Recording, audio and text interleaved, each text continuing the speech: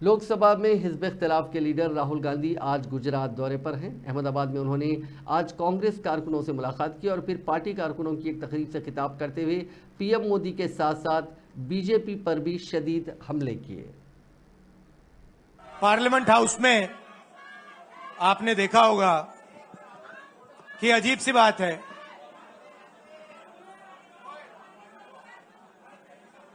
BJP की जो पूरी मूवमेंट थी,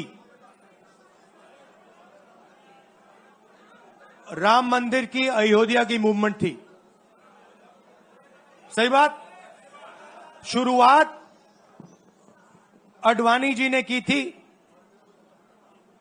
रथ यात्रा हुई थी, उसमें आपने अडवाणी जी को रथ पे देखा था। कहा जाता है कि नरेंद्र मोदी जी ने उस यात्रा में अडवाणी जी की मदद की थी। इनकी शुरुआत वहां हुई, राइट? ठीक है। रथ यात्रा चली और पार्लियामेंट में मैं सोच रहा था